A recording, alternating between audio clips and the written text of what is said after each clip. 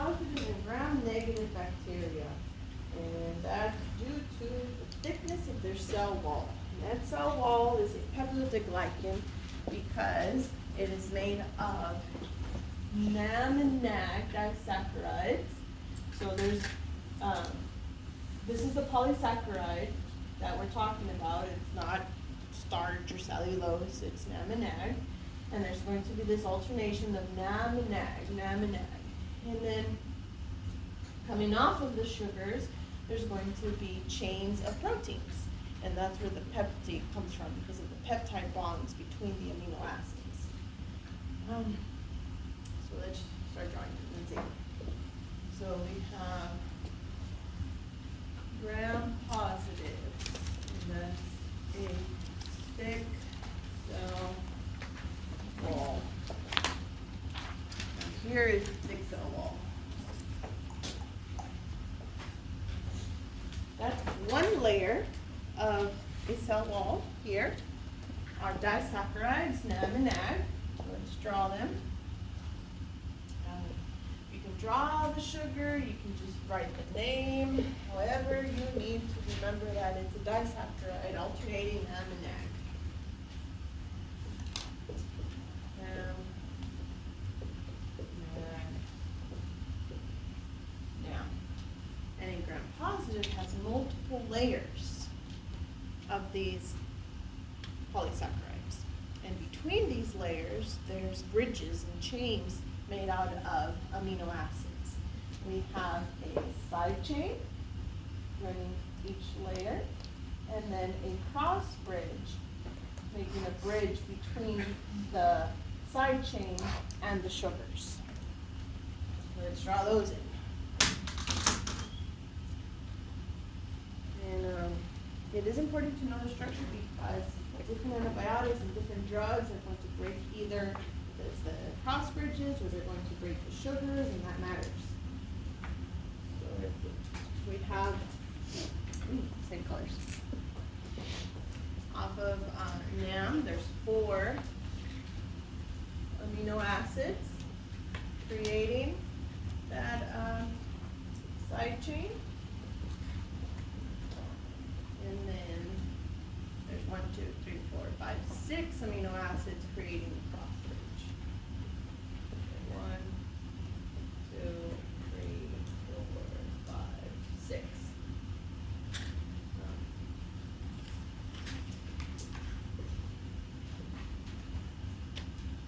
Cross bridge. General structure of one layer. Now, gram positive will have multiple layers, and then they'll have their cell wall. Cell membrane. So gram positive. Many layers. You have your side chains, and you have your cross bridges, and there's a thick layer. And then if this is outside of the cell and this is inside of the cell, then you have your plasma membrane, black, just like before. Now, gram negative has many other components to its cell wall membrane. That actually make them very toxic and pathogenic. So this here is actually for the gram negative. This is, cut and paste from textbook images. So this is a gram positive, and this belongs to the next slide. I just couldn't cut it without changing this figure. I highlight that because it has confused people. Did everyone catch it? This part of the diagram belongs to the gram negative in the next slide. And that's the gram positive. That's it. Just the thick liponucleic acid is there too. That's great. Now here's our gram negative. So for them, orange is your cell membrane. For us, it's black. And then the brown is our cell wall. So this one has only one layer of cell wall there. And it has the outer membrane.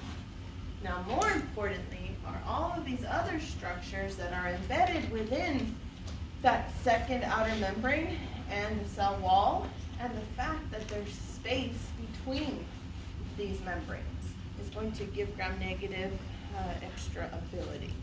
And we're also going to have to use different chemicals and different antibiotics to attack a gram-negative bacteria. So let's draw it in. Over here. So we have thin cell wall, just one line, and I left my black here.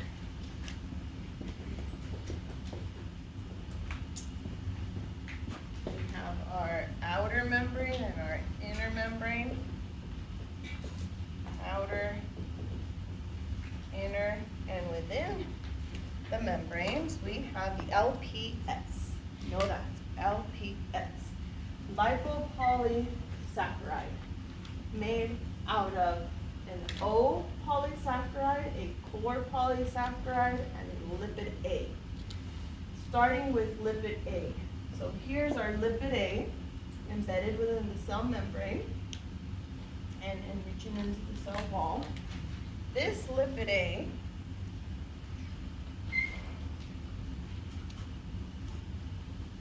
is the cause of many toxic shock syndromes we're going to learn about later. This lipid A becomes the toxin when the cell wall and membrane is destroyed. Now we're learning structure, right? So lipid A. Then you have the core polysaccharide. Its only function is to hold the O, to connect the A, lipid A, and the O. So you have your core, and more importantly is that O polysaccharide. Why? We're just learning structure today, but at the end of the semester, we're going to learn about immunity. And the main part of immunity is being able to recognize these pathogenic cells. And one of the things we're recognizing is that O polysaccharide, part of the LPS. Our cells will recognize it, attach, destroy it, and then when they destroy it, when our immune system destroys these cells, lipid A is released. And lipid A is a toxin. It is an endotoxin.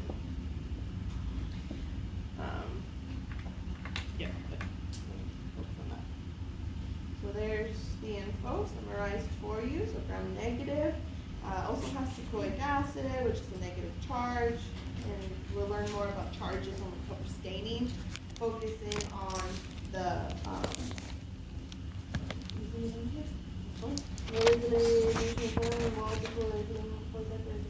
antigenic variation. Okay, the polysaccharide, which they're referring to the O polysaccharide, and this teichoic acid provides variation in antigens. Antigens is what our body detects as foreign. An antigen is anything that elicits an immune response. Just like a side note for now. We'll bring it up again when we cover immunity. Part of the lipid, where did I talk about toxin? There it is. I haven't seen the slide since last semester when I taught it. So I know it's there. There it is. It's an endotoxin. Put a star by it. Learn it now so that when we bring it up again, you already know that gram-negative bacteria have a cell wall, cell membrane component, the lipid A, that acts as an endotoxin when the cell is destroyed. So here I have an infection by a gram-negative bacteria, and I take antibiotics, and these antibiotics destroy these cells. And now as I am dealing with an infection, destroying it, I cause toxemia. Now I have a toxic intoxication problem, right? Toxicity. I went from having an infection to dealing with toxins. And these endotoxins are killer. They'll reset your thermostat, and then you'd really die of a fever, not the toxin. We'll get there, but you'll remember where they are when we get there, because molecules we're covering them now, their structure and function. Also, let's not skip over this, foreign proteins. Because there's two membranes to deal with, an outer and an inner, I need a way of transporting molecules across these membranes into my cell. So I'll need assistance, and these porins are made out of proteins, creating larger holes within that outer membrane to more easily bring in molecules like water, nutrients from my media, and then also bring out other molecules, metabolic waste, etc. And then here, talking about metabolic waste and metabolic activity. This area between the membranes provides high metabolic activity. For now, metabolism is being able to break molecules, especially sugar, and create energy, but also to build. And we'll learn the different types of metabolism, but for now, being able to break to get energy and being able to build, giving gram-negative bacteria an advantage. They can divide faster. In 20 minutes, one E. coli cell will become 2. Right? So in 1 hour, how many cells will that one E. coli cell become?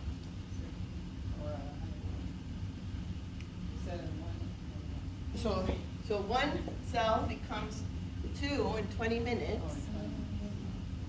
In 40 minutes, they become 4, and in 1 hour, they become 8. One reason why they can metabolize and divide, right? I said metabolism, breaking to make energy, but also building. And in order to build more cells, I need to have high metabolism. And gram-negative bacteria like E. coli have these double membranes, have this space of higher metabolic activity.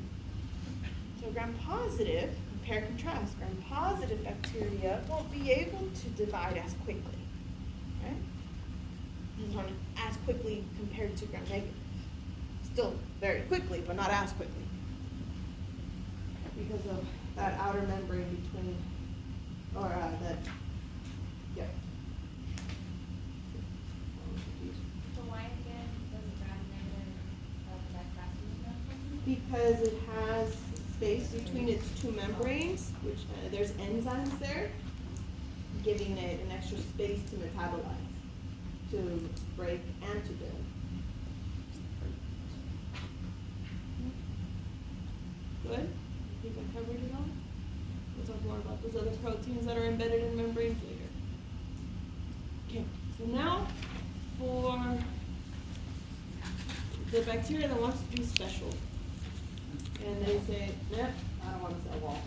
What am I going to do with a cell wall? Really, evolution, and now we're getting closer to making a eukaryotic cell. First thing, we got rid of the peptidoglycan cell wall in this genus here.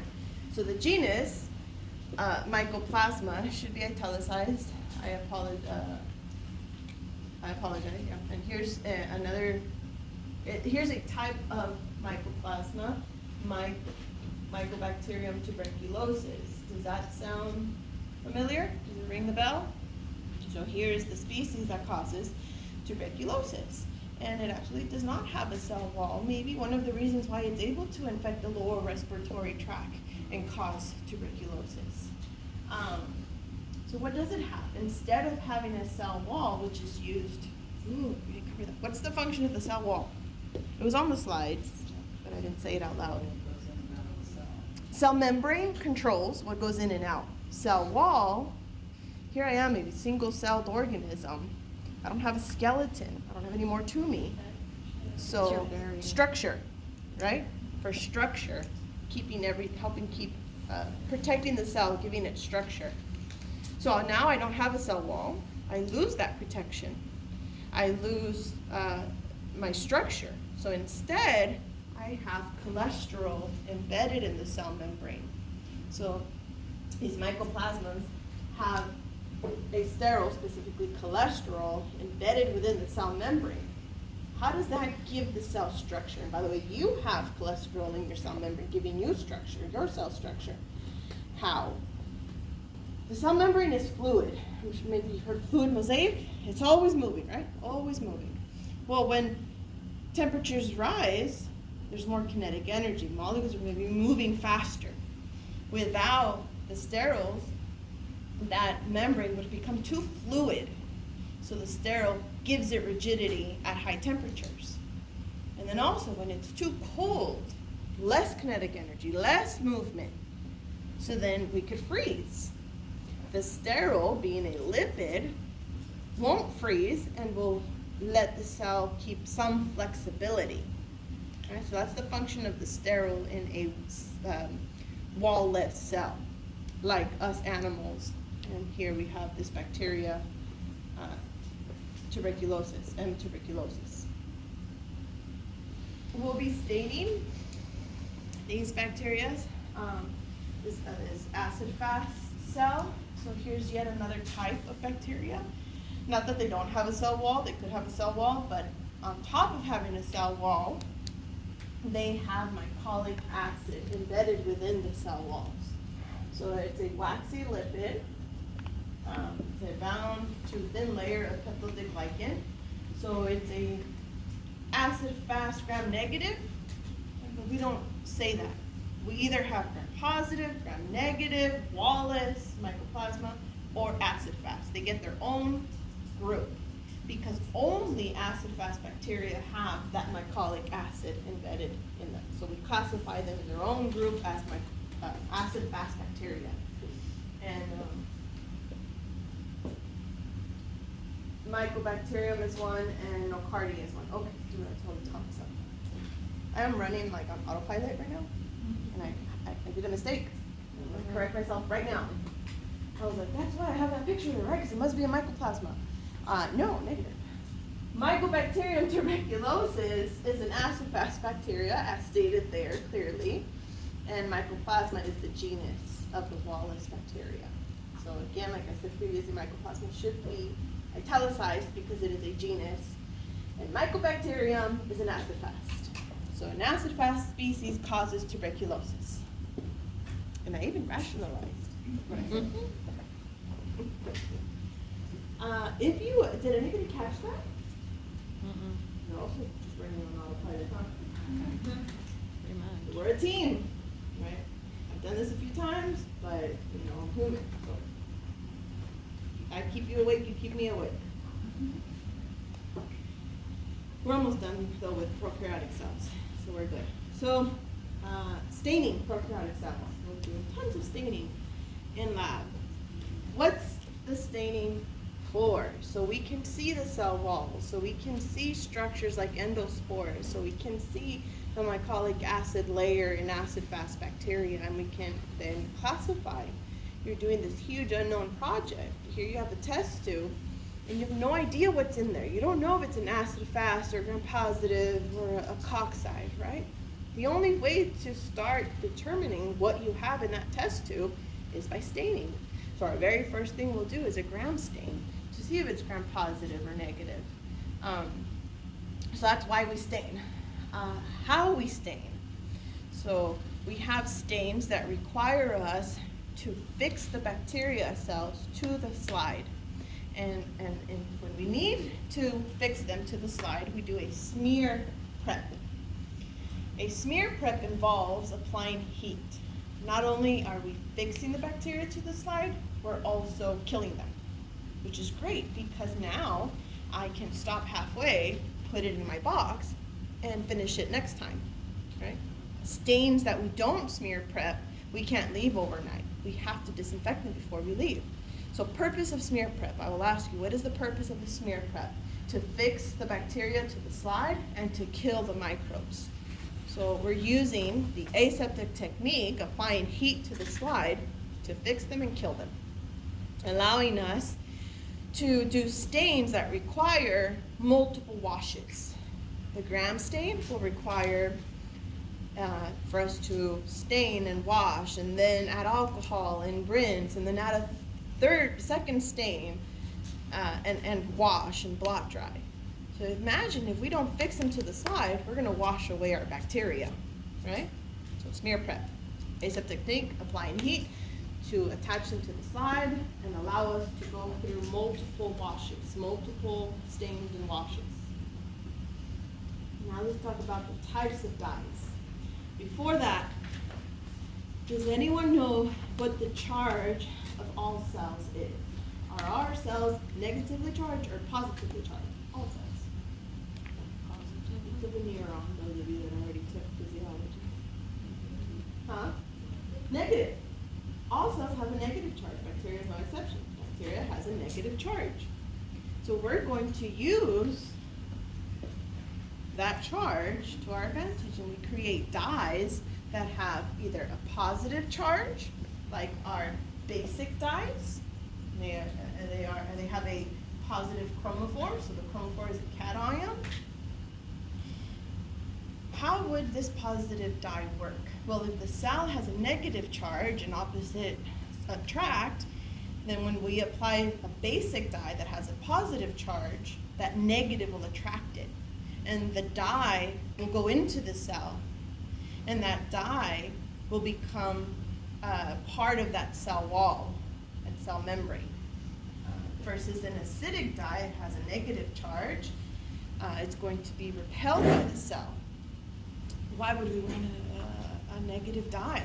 There's an advantage to having negative dyes. We can use both positive and negative to look for outer structures, like the capsule. The capsule here is water soluble. It will not hold dye. So how will we be able to tell if this cell has a capsule? We will first dye it with a negative dye, an acidic dye, and we'll stain the background. We won't stain the cell. And then we're going to add a basic dye that has a positive charge, and it will stain the cell. It will bypass the capsule, stain the cell, and now we can see the capsule. That's the only way. Okay? And we're going to do those dyes in lab. What I just described with the negative acidic dye is a negative stain. A negative stain procedure.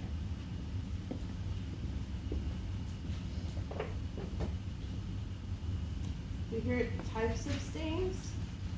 A simple stain using just one type of dye, a basic dye.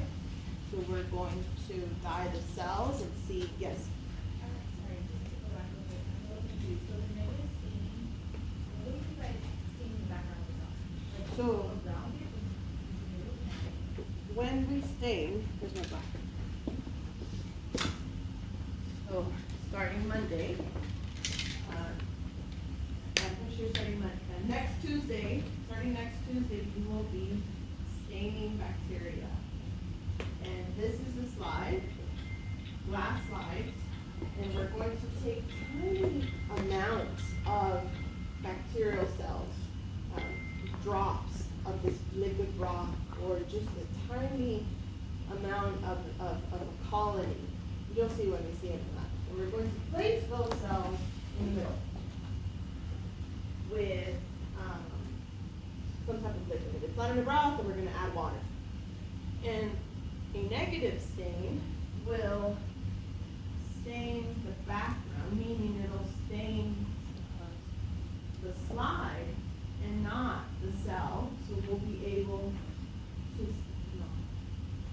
enlarge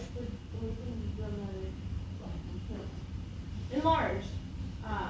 We will be able to see the cell because the background will be stained right up to that cell wall, but not the cell.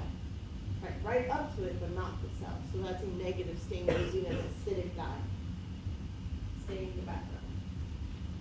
Did that answer the question? yeah, that's just to kind of see what type.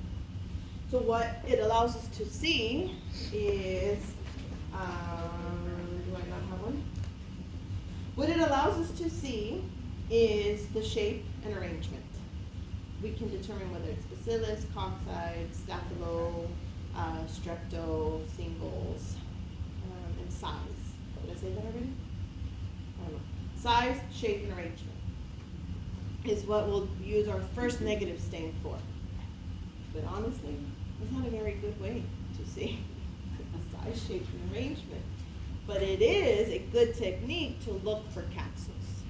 That's when we'll need that negative stain. A better way to see size, shape, and arrangement is using a simple stain. A simple stain, for example, we will be using stains called methylene blue. Maybe you've used it to stain your cheeks all before. We'll use tons of methylene blue. We'll be using a stain called saffronin,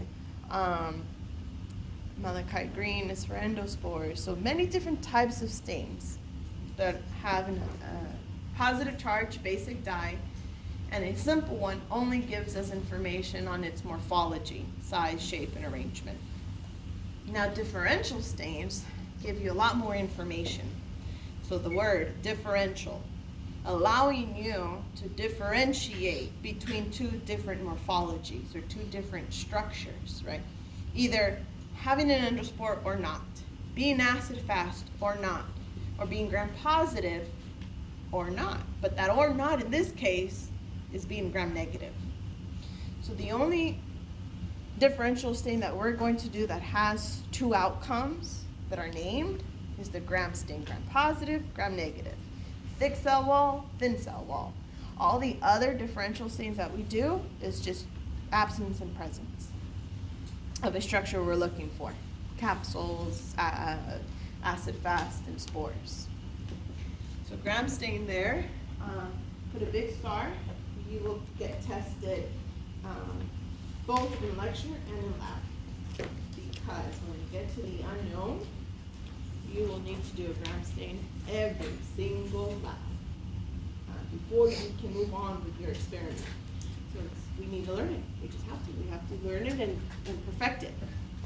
So this is the gram stain procedure. Here, in brief, we'll cover more details in lab. We have two stains. Are these stains, do you think, are basic or acidic?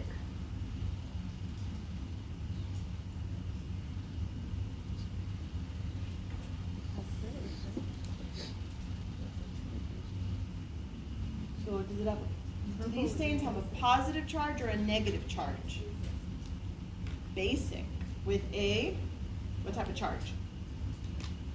Positive. Positive charge. So here's your first two basic dyes you should memorize. Crystal violet and saffronin, used in the gram stain procedure. The first one, crystal violet, we say it's our primary stain.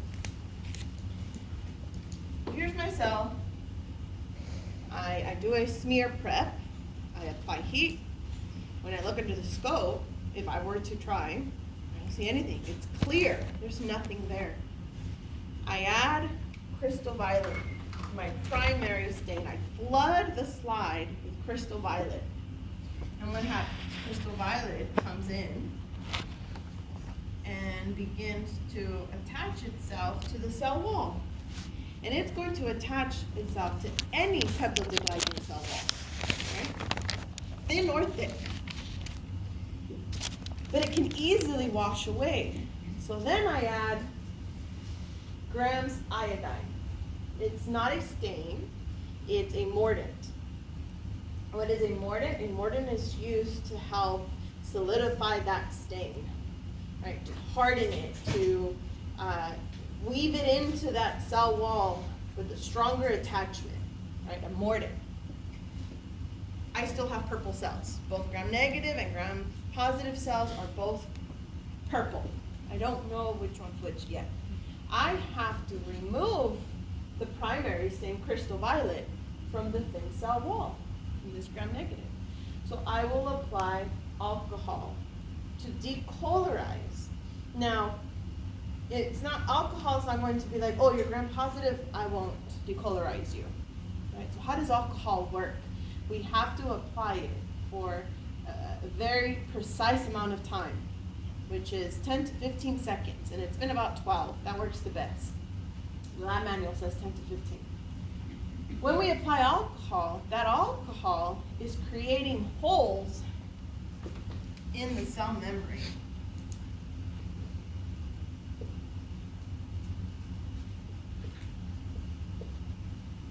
So, gram-negative, having that outer membrane, is more vulnerable to the alcohol because its outer region is cell membrane.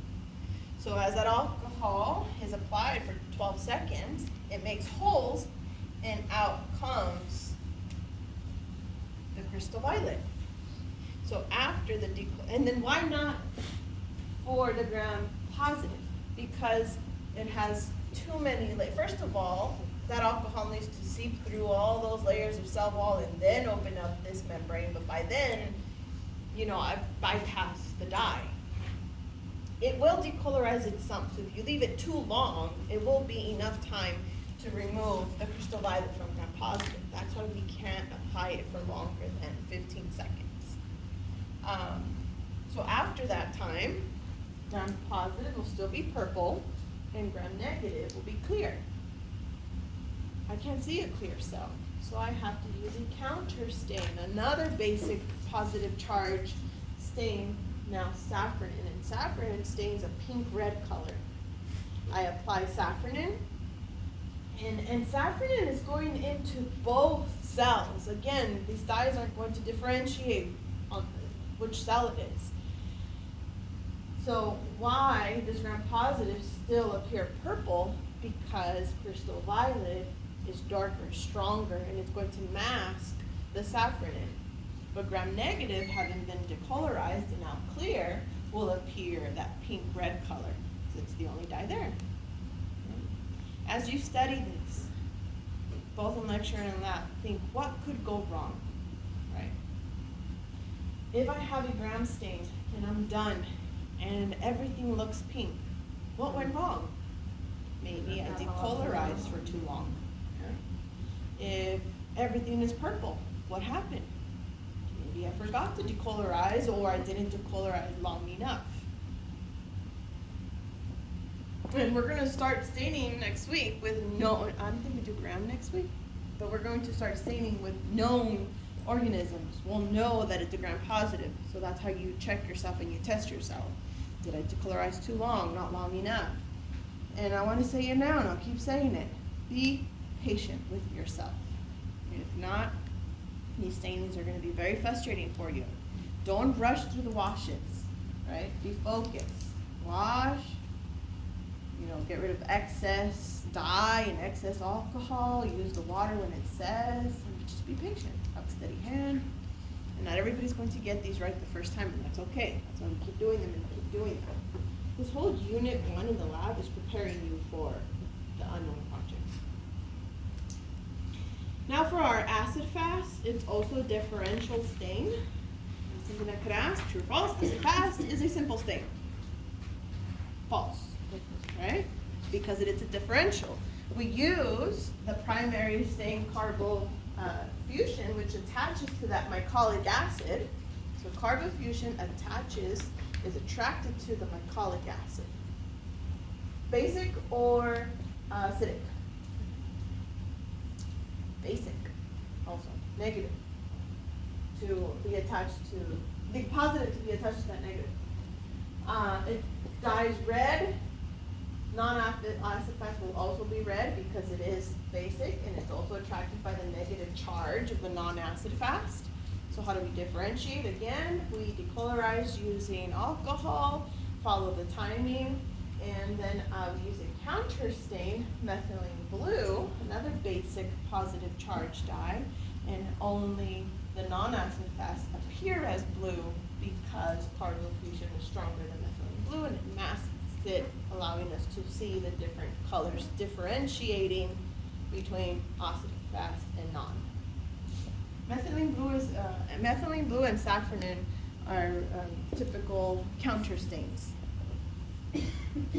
along with methylene blue being a simple stain. Now here is the staining for capsules. Up above, right there, I talked about it earlier, how capsules are water soluble, so the stain won't hold. So we have to stain the background and stain the cell. The stain, it's actually not up there. It's going to be Congo red, that'll be in lab, that stains the background. And then I think we don't use crystal violet, I think it's methylene blue that stains the cell. But that'll be for lab. Right now, purpose. Why?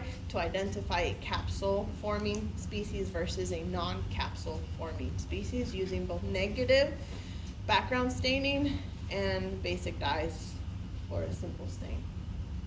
And then we can look for endospores using malachite green. Malachite green there will be our primary basic positive charge dye, but it dyes mainly endospores that are formed inside of the cell. So our counter stain will be safranin to stain the cell itself. We'll learn the procedures in the lab, but for now, you know of them. We don't stain flagella, but you can. Is the malachite green a simple dye? In a sense, it's like a simple stain. I wouldn't learn it that way. Just say malachite green for capsule staining, basic positive charge. Yes. How do we know if the stain is negative or positive? What we tell you. Oh, okay. Yeah. And you'll memorize it after we've shown it to you. List me 2 basic dyes that you've learned today so far. Huh? Methylene blue? Huh? Crystal violet? Carbo. How about more? Carbo. Safranin. Carbo fuchsia? More? Malachite green? Safranin. Safranin? And then have we shown you the names of any negative stains? I said Congo red, but it's not up there. And India ink is another.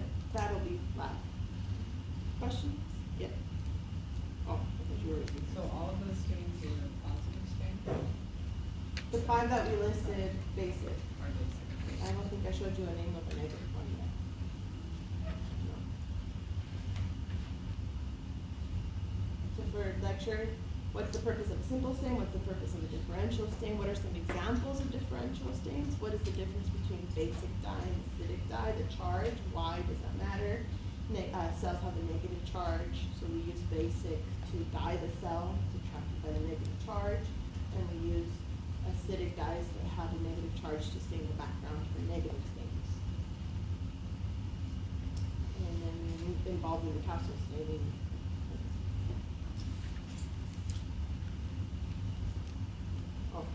So that was staining, and we show it after the cell walls because the biggest, most important stain in microbiology is the Gram stain. Not that the other ones aren't important, but that one's the main one.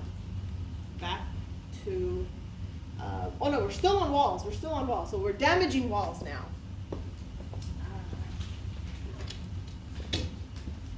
Lysozyme,